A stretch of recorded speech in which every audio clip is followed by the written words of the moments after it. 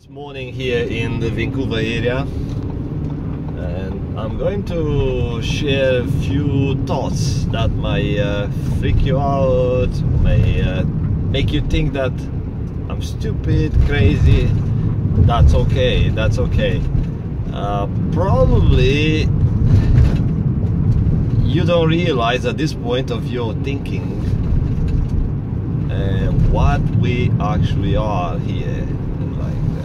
Some people think the surface, they think we are material beings. Yes, makes sense. We have the five senses, we create a reality, we feel that this stuff is out of matter, made out of matter, and it's solid, and it has some texture, color. I can describe it based on my feelings, my five senses. I can even hear the way it sounds. Other people go deeper, like Tesla, and people who believe in that type of thinking. We are energy beings into a condensed form. Then they are deeper thinkers. Yes, energy comes from thought. At least I think that way. The Bible said, even I'm not a religious person, and I tried to read the Bible, but I could not find time. But it's part of my anyway checklist. Before I die, I will read a little bit, not everything, but a little bit. The Bible said, first it was the Word. So, but if you look at the Bible, the way it's written for people understanding.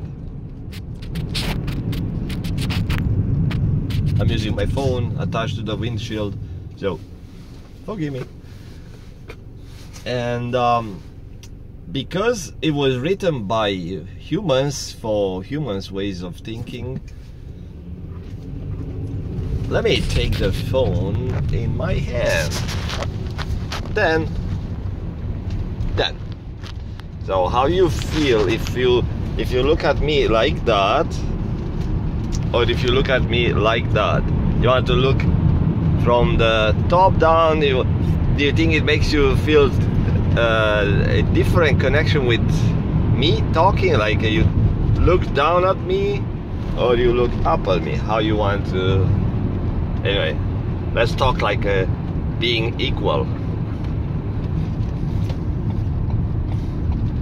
Written by the humans for the humans.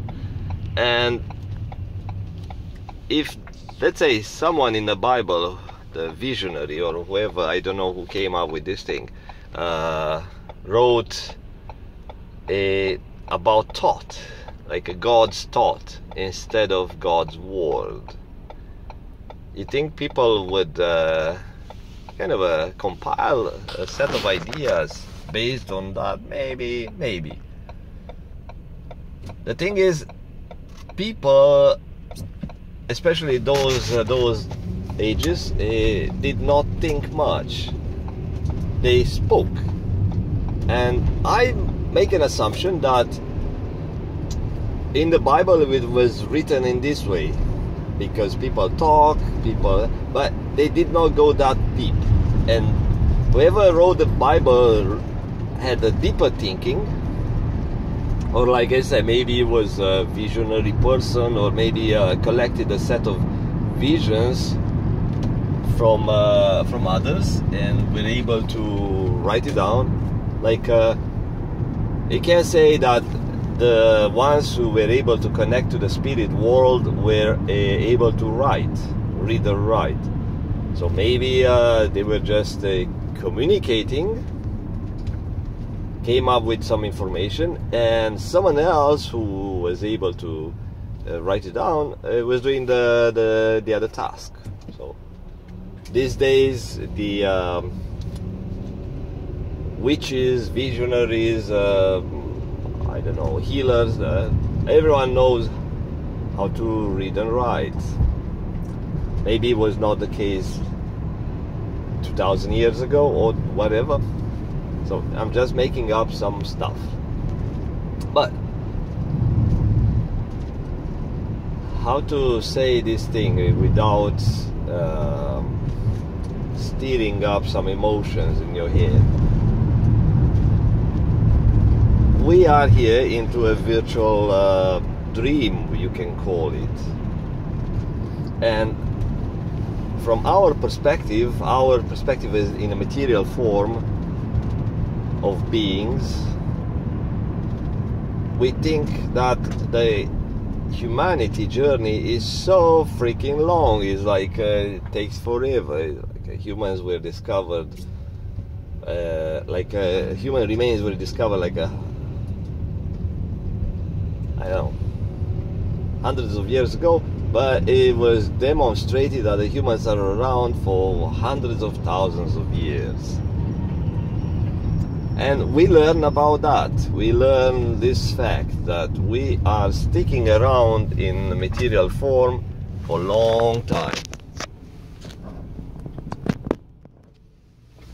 And what tells you from your little creature, my little creature perspective? I'm a little person here, and for me, let's say 60 years, 40 years of life, of lifespan, it's some long time. And now if you think of thousands and thousands of years of human existence, you think, wow, that's forever. That's long time. Now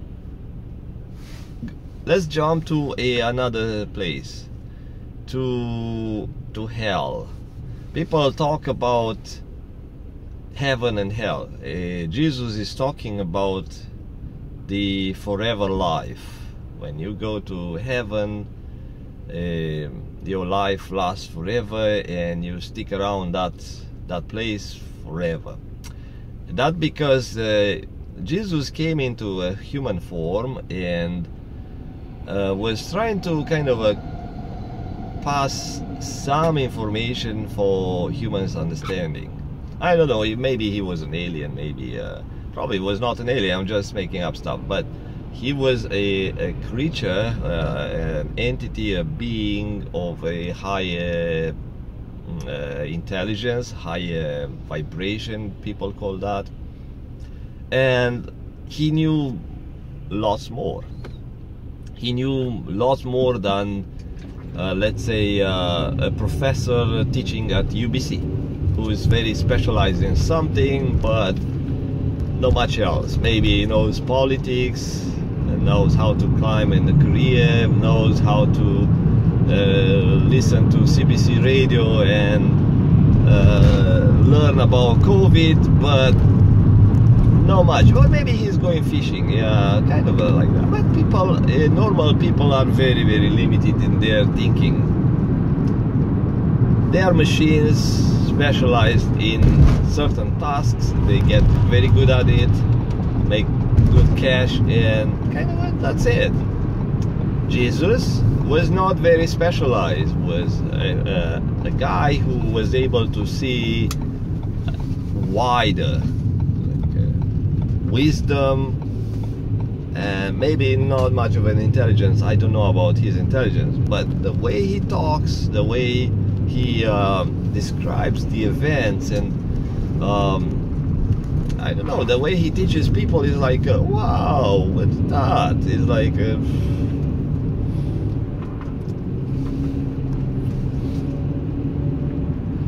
same thing with what's written in the Bible. Is like all wisdom, but and if you look at people, the followers, the Christians, who keep reading that Bible, they keep discovering. It's like for hundreds of years people read the Bible, and at this point you would think, yeah, someone wrote another book with translation and interpretation because we got it. We know, like this is the way it is, and let's make it easier for the believers, for the Christians to understand in a normal daily life language. but there is no such. I mean, maybe some dude find out, but some people give an interpretation, which is always a good interpretation. I mean, there are some pastors who just make up stuff to compete with others in their, let's say, love for Jesus. There is a competitive movement. Who loves Jesus more? Who prays more? Who goes to church more often? It is very competitive, I'm telling you. I met very competitive Christians. Like I have some neighbors like that, and you can't express your opinion or your view because they always have something from the Bible that is twisted. They twist it to make you feel like you are a piece of shit who don't know nothing about Bible because you don't attend church, right? So it's pretty competitive. Instead of being compassionate like Jesus. You know, you don't know Bible, that's okay. You know, you can learn it, and people have patience with you.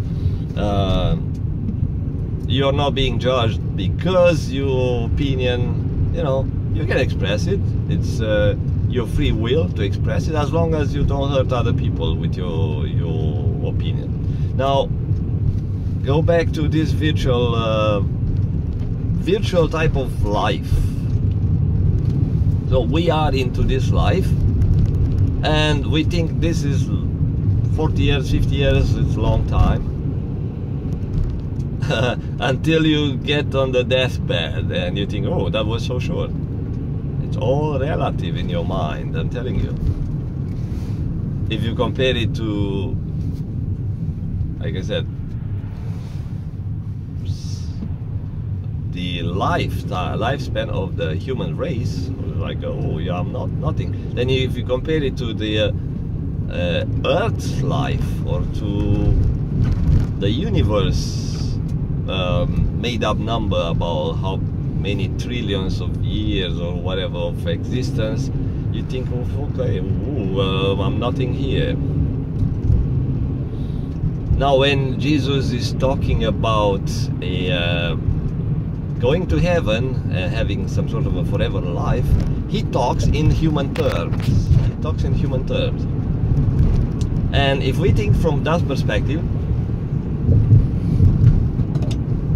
how does he know? That means he been there and he came back here. He came here temporarily, and then he went back. That means people can get out of the heaven and come here, or people can get out of hell and come here, because it must be a beginning and an end.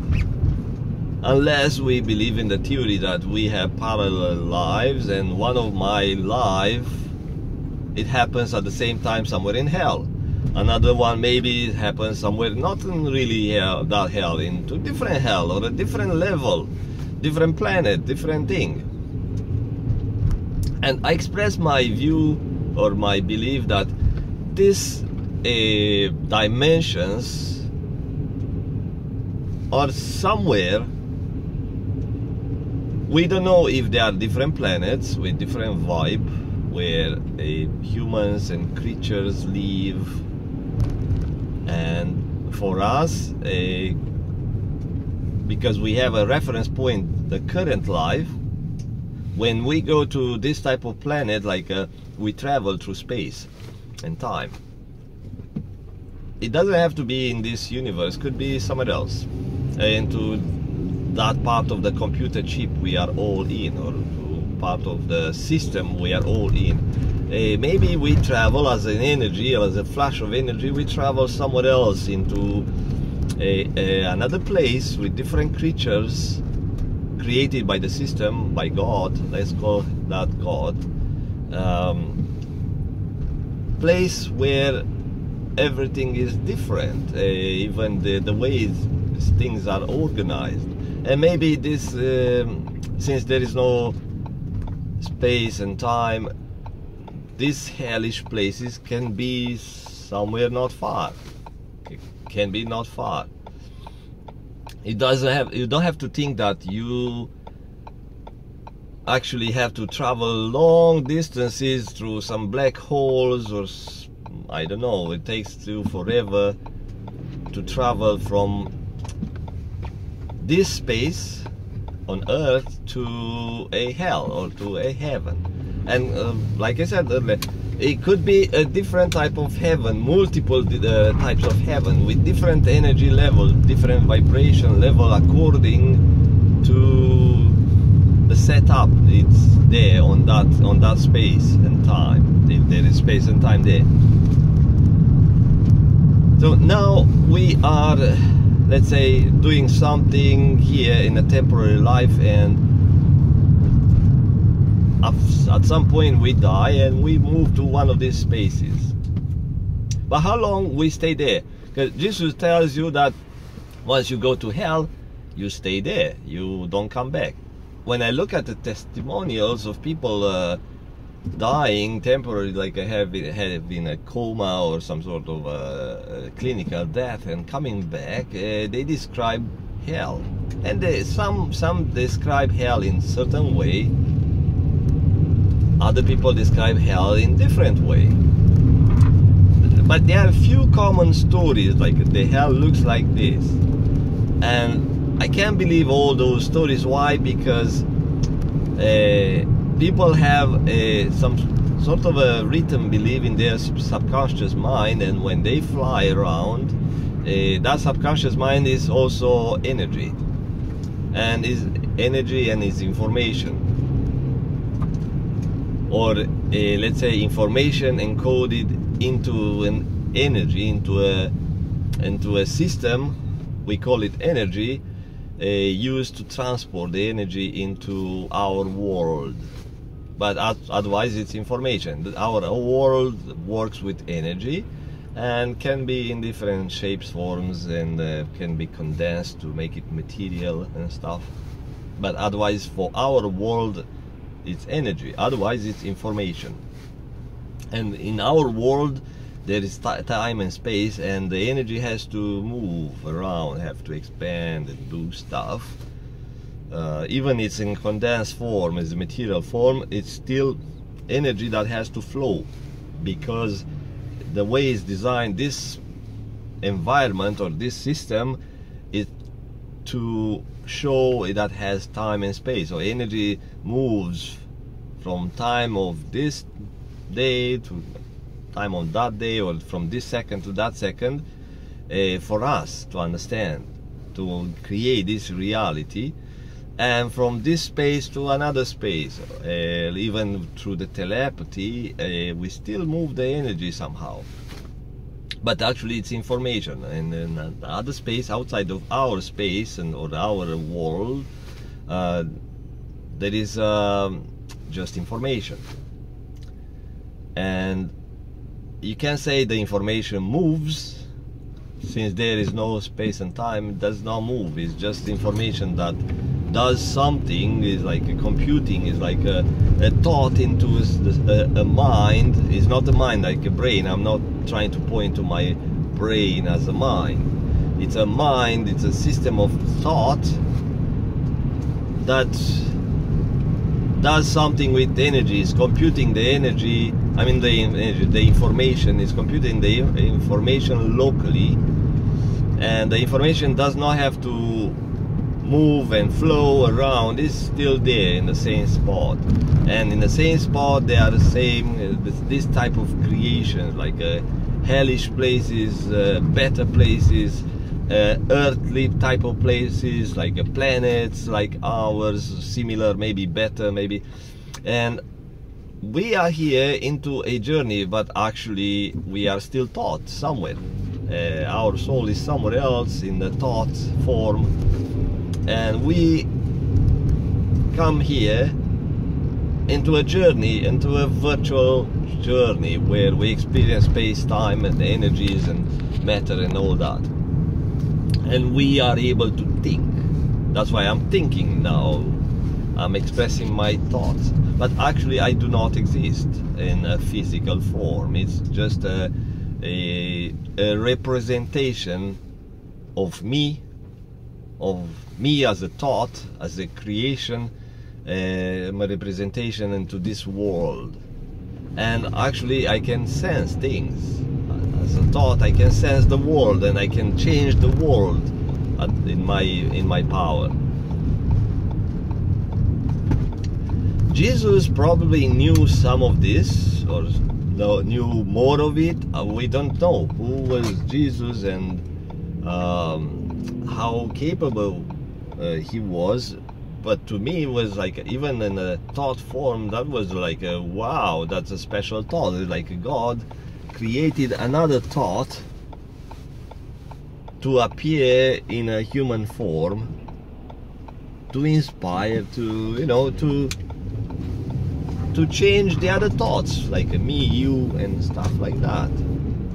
So Jesus was a thought of God, of this universal consciousness that generates everything, planets and all that stuff. I don't know if for Christians makes sense, or it's a stupid idea to think that Jesus was a thought.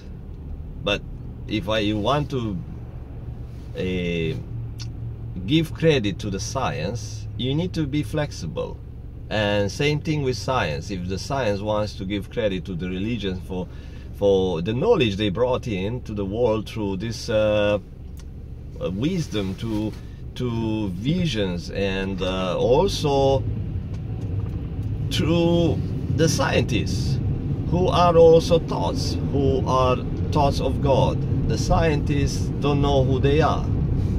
I don't know who I am. I am trying to discover. But if scientists start to believe that there is some truth in the Bible, the world would advance much faster into a better world, instead of focusing on greed and stuff. Because people don't understand what's going on, who they are, why they are here. That's why they focus on the what's in front of their five senses, like greed, this emotions that feed the flesh, that feed their meat, the body urges, like oh yeah, I want lots of sex, I want watch movies, I want feel good, I want, because I don't have the love for self. So I dig around, and I'm trying to find ways, and some ways are using my abilities to make lots of money, destroy, do stuff. It's very possible that is also part of God's thought. The God's thought to create a better world. So he invented thoughts about scientists and the people who kill for money. Greed invented the money, invented the social systems, the political system. All could be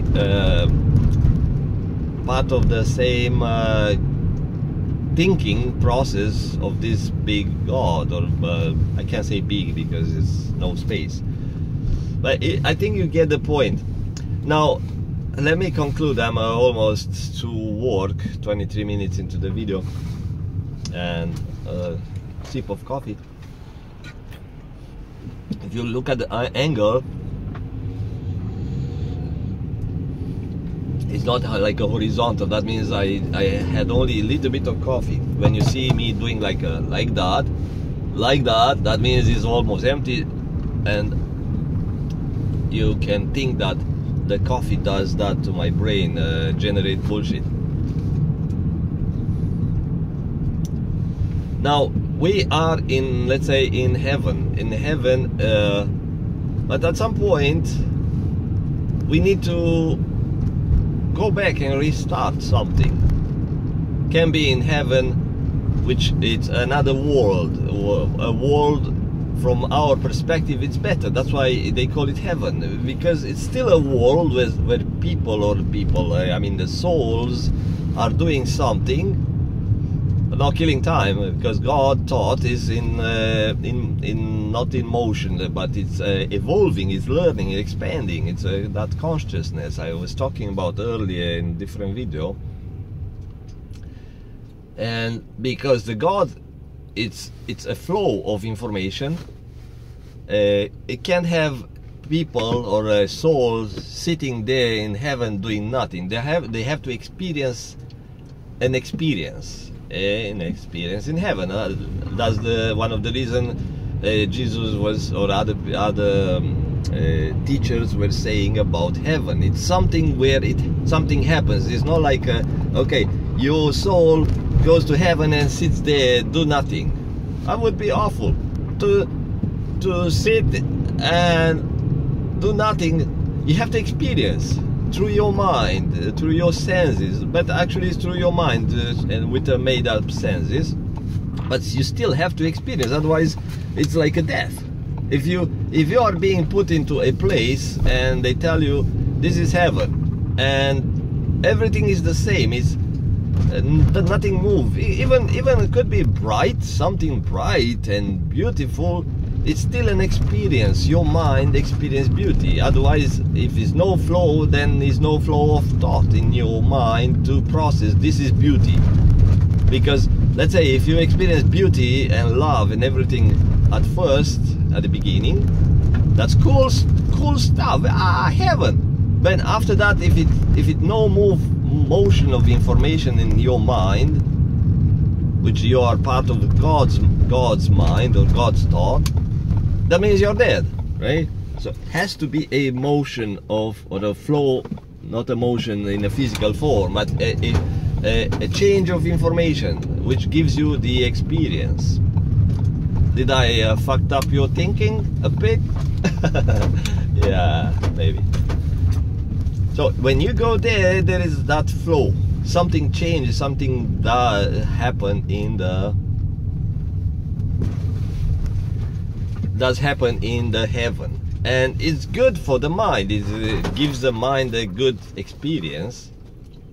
Even in there, you might feel like, oh yeah, I feel solid or jelly or in a material form. We don't have a reference except our current life. That's why we don't know how to express what's in heaven. Are the river soft or the river hard or the river with sparkly stuff? We kind of reference to our own experience here on earth. That's the only thing we know. At some point, you have to be like to grow or to restart, or maybe you start doing something stupid in heaven. Let's say if I'm on earth, I have an experience and I'm being tested, and based on that I build my karma, build it or destroy it or whatever, and then I am being moved somewhere else. Heaven, same thing. You go there and you are given a life in the heaven, and you do whatever. You can do good, you can do not very good, but you still do that and that time and that frame. Like everything is done good because good people go to heaven. That could be less good, and you start moving from this heaven to another heaven after you die there, or you finish your mission there, and you keep moving throughout this thought in the planets or whatever spaces. But how about rapture? Because I was trying to talk about rapture, and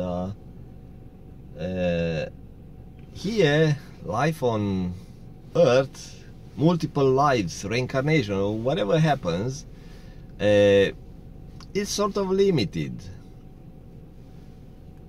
Generations of humans come, experience life, pass information which help the human race to grow and learn. It's like another human, so you consider the humans as another human.